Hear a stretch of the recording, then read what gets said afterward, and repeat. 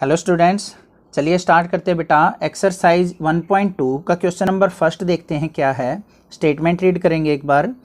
Which of the following are examples of null set. यहाँ पे हमारे पास 4 पार्ट्स गिवन हैं, उनमें से हमसे पूछा गया है कि इन चारों में से नल सेट कौन सा है और कौन सा नल सेट नहीं है। तो सबसे पहले आपको नल सेट की डेफिनेशन पता होनी चाहिए कि नल सेट हम किसको कहते हैं। वो सेट जिसके अंदर कोई भी एलिमेंट, कोई भी ऑब्जेक्ट प्रेजेंट ना हो, उस सेट को हम क्या कहेंगे, नल सेट बोलेंगे।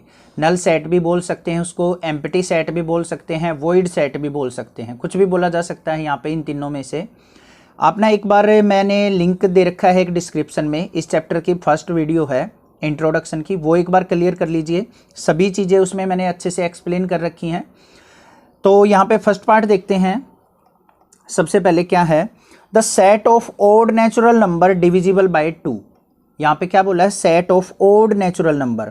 अब set of odd natural number बनाए, मान लिया हम a is equal to odd natural number में क्या आएंगे 1, 3, 5, 7 इस तरीके से। ठीक है, क्या आप बता सकते हैं इनमें से कोई भी नंबर डिविजिबल बाय 2 है? नहीं है। तो इसका क्या हो जाएगा, हमारा a जो सेट बनेगा हमारा वो क्या बनेगा, एम्प्टी सेट बनेगा। आई होप ये चीज़ आपको क्लियर हो गई है। कंडीशन दोबारा देखते हैं एक बार। Odd natural number divisible by 2।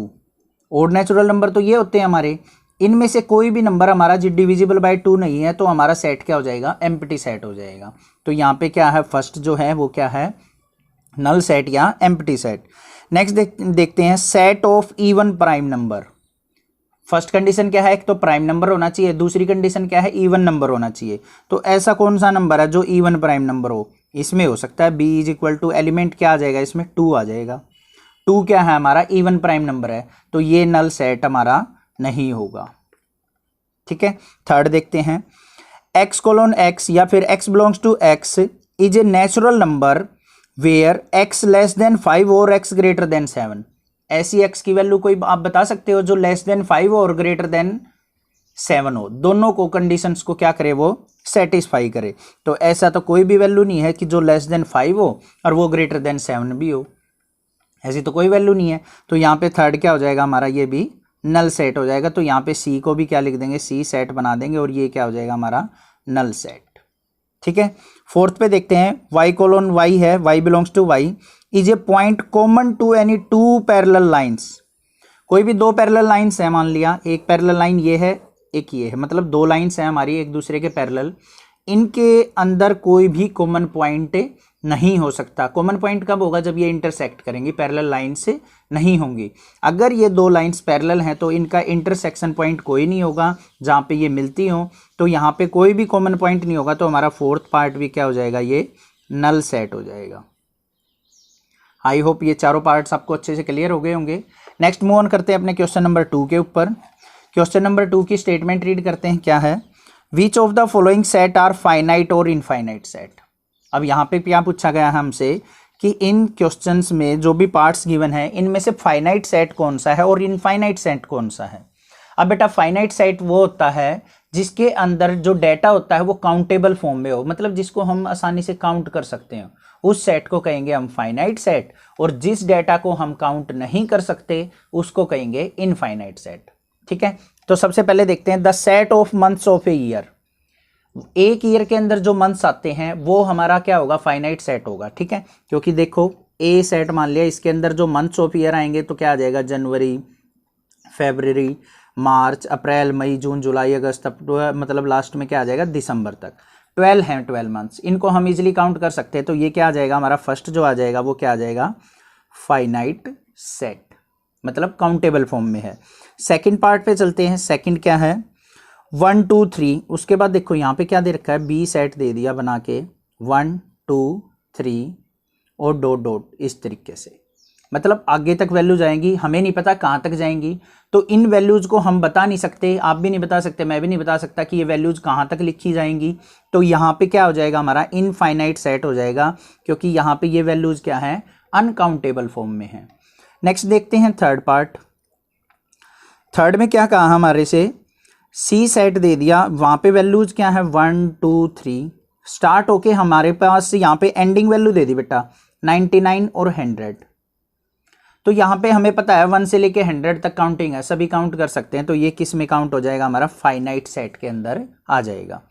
Fourth देखते हैं, फोर्थ पार्ट क्या है, set of positive integer greater than 100 से ग्रेटर पॉजिटिव इंटीजर। तो डी सेट के अंदर यहाँ पे एलिमेंट्स अगर हम सेट बनाए तो क्या आ जाएगा, 101, 102, 103, इस तरीके से चलता जाएगा। तो ये भी क्या हो जाएगा, हमारा इनफाइनाइट सेट हो जाएगा। तो यहाँ पे क्या बोला है उसने, ग्रेटर देन 100 बोला, तो 100 से आगे तो बहुत सारे नंबर्स होते हैं जहाँ पे हम पहुँच ही नहीं सकते, तो इसको क्या कहेंगे, हम इनफाइनाइट सेट कह देंगे। और क्या हो जाएगा, ये आई से रिप्रेजेंट इसको यहाँ पे कर देंगे। लास्ट पार्ट देखते हैं इसका, फिफ्थ पार्ट क्या है, set of prime number less than 99। अब 99 से लेस प्राइम नंबर्स हम इजीली काउंट कर सकते हैं, तो यहाँ पे क्या हो जाएगा, हमारा ई सेट जो हो जाएगा, इसके अंदर क्या आ जाएंगे, 2, 3, 5, 7, 11, 13, इस तरीके से हम क्या कर सकते हैं, 99 तक क्या कर सकते हैं, हम काउंट कर सकते हैं। ठीक है, तो काउंटेबल फॉर्म में है ये डाटा, तो इसको क्या कहेंगे हम, फाइनाइट सेट। तो ये हो जाएगा हमारा, क्या हो जाएगा, फाइनाइट सेट हो जाएगा, क्योंकि हमें लास्ट 99 तक देखना है। अगर मान लिया ऑल नंबर्स में से देखना होता तो ये क्या हो जाता है, इनफाइनाइट सेट हो जाता। अप टू 99 दे दिया, लिमिट दे दी कि 99 से पहले पहले के एलिमेंट्स में से बताना है, तो यहाँ पे काउंटेबल फॉर्म है, तो इसको क्या कह देंगे, हम फाइनाइट सेट बोल देंगे। आई होप ये पार्ट भी आपको अच्छे से क्लियर हो गया होगा। नेक्स्ट मूव ऑन करते हैं अपने क्वेश्चन नंबर 3 पे। क्वेश्चन नंबर 3 के अंदर देखते हैं क्या है, state whether each of the following set is finite और इनफाइनाइट। यहाँ पे भी हमने क्या बताना है कि हमारा सेट जो है वो फाइनाइट सेट है या नहीं है। सबसे पहले देखेंगे the set of lines which are parallel to the X axis. अब यहाँ पे हमें ग्राफ तो बनाना आता ही है, 10th क्लास में सीखा था, ये एक्स एक्सिस होती है। अब इसके पैरेलल लाइंस कितनी भी ड्रा कर लो बेटा, बहुत ज़्यादा ड्रॉ कर सकते हैं, कितनी भी हम ड्रॉ कर सकते हैं। तो यहाँ पे ये क्या हो जाएगा, हमारा फर्स्ट पार्ट जो हो जाएगा वो क्या हो जाएगा, इनफाइनाइट सेट हो जाएगा। ठीक है, यहाँ पे हम ये काउंट नहीं कर सकते। सेकंड पार्ट देखते हैं क्या है, set of letters in the English alphabet. अब ये काउंटेबल फॉर्म में आ गया हमारा, ए सेट है, इसके अंदर जो हमारे आ जाएंगे, क्या आ जाएंगे, A B C D E F G H I, last में क्या आ जाएगा, अप टू जेड तक। तो ये हमें पता है 26 होते हैं, 26 लेटर्स हैं, सभी काउंटेबल फॉर्म में है, किसी से भी पूछो 26 ही रहेंगे, सभी बता सकते हैं इजीली। तो ये क्या हो जाएगा, काउंटेबल फॉर्म में है, तो ये क्या हो जाएगा, हमारा फाइनाइट सेट। आई होप ये चीज़ क्लियर है आपको। थर्ड पार्ट देखते हैं क्या है इसका, set of numbers which are multiple of 5। यहाँ पे लिमिट नहीं बताई है, कहाँ तक बोल रहा है, मतलब इनफाइनाइट तक जा सकती है वैल्यू। तो यहाँ पे जो सेट बनेगा वो क्या बनेगा, हमारा मल्टीपल ऑफ 5 में 5, 10, 15, 20 और अप टू सो ऑन, मतलब इन्फिनिटी तक वैल्यू जा सकती है। यहाँ पे इन्फिनिटी रिप्रेजेंट कर दो बेशक से, मतलब काउंटेबल फॉर्म में नहीं है, हम काउंट ही नहीं कर सकते कि कितने मल्टीपल ऑफ 5 होंगे। तो ये क्या हो जाएगा, हमारा इनफाइनाइट सेट। फोर्थ पार्ट देखते हैं क्या है, set of animals living on the earth. अब यहाँ पे देखेंगे set of animals living on the earth. अब ये काउंटेबल फॉर्म में है डिफिकल्ट थोड़ा सा, बट काउंटेबल फॉर्म में है, हम काउंट कर सकते हैं कि जो एनिमल्स हैं हमारे अर्थ के ऊपर वो कितने हैं, तो वो काउंटेबल फॉर्म में हो सकता है। तो इसको हम क्या लिख देंगे, अपना फाइनाइट सेट बोल देंगे। नेक्स्ट क्या है, set of circles passing through the origin. Origin से पास होने वाले सर्कल्स। अब यहाँ पे देखेंगे, देखो फिफ्थ पार्ट में ये हमारा ग्राफ है, यहाँ पे क्या है, ओरिजिन। ओरिजिन के पॉइंट क्या होते हैं, 0 0, ये चीज़ आपको पता है। ओरिजिन से पास होने वाले सर्कल, मान लिया ये सर्कल हो गया एक, ये दूसरा सर्कल हो गया, ये तीसरा सर्कल हो गया। इस तरीके से वैल्यू बढ़ाते जाओ, कितने भी सर्कल पास करते जाओ, ओरिजिन से पास होंगे। ठीक है, तो यहाँ पे क्या हो जाएगा, हमारा इनफाइनाइट सेट हो जाएगा, मतलब बहुत सारी वैल्यूज हो सकती हैं, बहुत सारे सर्कल्स हो सकते हैं जो हमारे कहाँ से पास हो सकते हैं, ओरिजिन से। अब ये तो मैंने हॉरिजॉन्टली बना के दिखाया था एक्स एक्सिस में, ऊपर की तरफ भी हो सकते हैं ऐसे ऐसे ऐसे, इधर की तरफ भी हो सकते हैं लेफ्ट साइड, नीचे की डाउनवर्ड भी हो सकते हैं। तो बहुत सारे सर्कल्स हो सकते हैं जो ओरिजिन से पास होते हैं, जिनको हम काउंट नहीं कर सकते। तो ये क्या हो जाएगा हमारा फिफ्थ पार्ट भी इनफाइनाइट सेट के अंदर आ जाएगा। आई होप ये पार्ट भी आपको अच्छे से क्लियर हो गया होगा। इनमें क्रैमिंग करने की जरूरत नहीं है कि इसका आंसर आई आएगा, इनफाइनाइट आएगा, इसका फाइनाइट आएगा। लॉजिक पता होना चाहिए, स्टेटमेंट यही नहीं आएगी एग्जाम में, कुछ भी चेंज होके आ सकती है। आपको ये देखना है कि वो काउंटेबल फॉर्म में है तो हमारा फाइनाइट सेट है, और अनकाउंटेबल फॉर्म में है जिसको हम काउंट नहीं कर सकते तो वो क्या हो जाएगा हमारा इनफाइनाइट सेट हो जाएगा। आई होप ये चीज आपको अच्छे से क्लियर हो गई है। नेक्स्ट देखते हैं क्वेश्चन नंबर 4। क्वेश्चन नंबर 4 के अंदर क्या पूछा गया है वो देखते हैं। In the following state whether A equal to B और not. A equal to B का मतलब क्या है, यहाँ पे सेट ए जो है वो बी सेट के इक्वल है या नहीं है। ठीक है, तो सेट ए और सेट बी या फिर कोई भी दो सेट हैं उनको हम कब इक्वल कहेंगे, जब एक सेट के एलिमेंट दूसरे के अंदर सारे के सारे एग्जिस्ट करते हैं और दूसरे सेट के एलिमेंट फर्स्ट के अंदर एग्जिस्ट करते हो। ये चीज ध्यान रखनी है। ऐसा बिल्कुल नहीं करना है कि ए सेट के अगर बी में एग्जिस्ट करते हैं तो वो इक्वल हो गए, नहीं। ए के बी में एग्जिस्ट करने चाहिए और बी के ए में एग्जिस्ट करने चाहिए, मतलब दोनों के एलिमेंट सेम होने चाहिए, तभी हम उनको क्या कहेंगे इक्वल सेट बोलेंगे। फर्स्ट पार्ट देखते हैं क्या है। ए सेट है, उसके अंदर एलिमेंट देखो ए बी सी डी। ठीक है, बी सेट के अंदर क्या है एलिमेंट्स डी सी बी ए, मतलब जो इसमें एलिमेंट है बच्चा वही एलिमेंट्स किस में है बी के अंदर। इसमें ए है, इसमें भी ए है, बी है, बी भी है, सी भी है, सी भी है, डी भी है, डी भी है। रेंडमली लिखे हो सकते हैं, कोई दिक्कत नहीं है, बट एलिमेंट सेम होने चाहिए। तो फर्स्ट पार्ट में क्या हो जाएगा हमारा ए इक्वल टू बी सेट के हो जाएगा बच्चा। ठीक है, नेक्स्ट देखते हैं सेकंड में। ए के अंदर एलिमेंट्स क्या है 4 8 12 16। बी के अंदर देखते हैं 8 4 16 18। अब यहाँ पे देखो 8 इसमें भी है, इसमें भी है, 4 4 भी है, 16 इसमें भी है, इसमें भी है, इसमें देखो 12 है, इसमें 18 है। तो यहाँ पे डिफरेंस आ गया सेट्स का, एलिमेंट सेम नहीं है। तो सेकंड पार्ट में क्या हो जाएगा हमारा ए जो है नॉट इक्वल टू क्या है बी सेट के। ठीक है, थर्ड पार्ट देखते हैं। थर्ड पार्ट में क्या बोला है उसने, ए के एलिमेंट क्या है 2 4 6 8 और 10। बी जो सेट दिया है हमें सेट बिल्डर फॉर्म में दे दिया, तो यहां पे क्या है हमारे पास x colon x is a positive even integer. x की वैल्यू कहां से कहां लाई कर रही है, लेस देन इक्वल टू 10, मतलब इवन नंबर होने चाहिए और 10 से नीचे होने चाहिए। यही वैल्यूज है हमारी सारी की सारी। अगर इसका सेट बनाए हम, यहाँ पे ए सेट के अंदर जो एलिमेंट्स गिवन है क्या है 2 4 6 8 और 10। तो बी का अगर हम सेट बनाएं, रोस्टर फॉर्म बनाए, तो यहाँ पे क्या हो जाएगा हमारे पास x is positive even integer और x की वैल्यू क्या है लेस देन इक्वल टू 10 है। तो यहाँ पे क्या आएंगे 2 4 6 8 और 10 भी आएगा, क्योंकि इक्वल टू का साइन है तो यहाँ पे क्या आ जाएगा हमारा 10 भी। तो यहाँ पे क्या हो जाएंगे दोनों एलिमेंट, दोनों सेट क्या हो जाएंगे a equal to B. I hope ये चीज क्लियर हो गई आपको। नेक्स्ट देखते हैं इसका फोर्थ पार्ट। फोर्थ पार्ट के अंदर भी हमें क्या कहा है, ए सेट में तो सेट बिल्डर दे दी और बी में टेबुलर फॉर्म दे दी। तो यहाँ पे बनाएंगे, देखेंगे क्या है। ए सेट के अंदर क्या कहा है x is A multiple of 10, सभी के सभी 10 के मल्टीपल्स। तो ए के अंदर एलिमेंट्स जो आएंगे वो क्या आएंगे 10 20 30 40 अप टू इन्फिनिटी।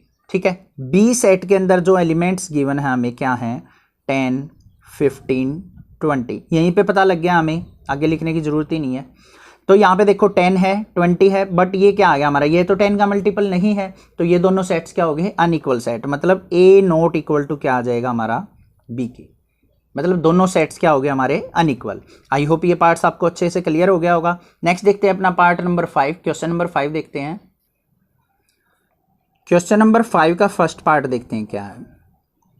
यहाँ पे क्या गिवन है, are the following pairs of set equal give reason. यहाँ पे क्या बताना है कि हमें ए और बी सेट्स हैं इक्वल हैं या नहीं है, उसका रीजन भी देना है साथ में। ठीक है, ए सेट के अंदर जो एलिमेंट्स हैं वो क्या है हमारे पास 2 3, और बी सेट्स है उसके अंदर क्या बोला है x कोलोन x, मतलब x is such that x is a solution of x square plus 5x plus 6, मतलब इसके हमने सॉल्यूशन फाइंड आउट करना है बी सेट के अंदर।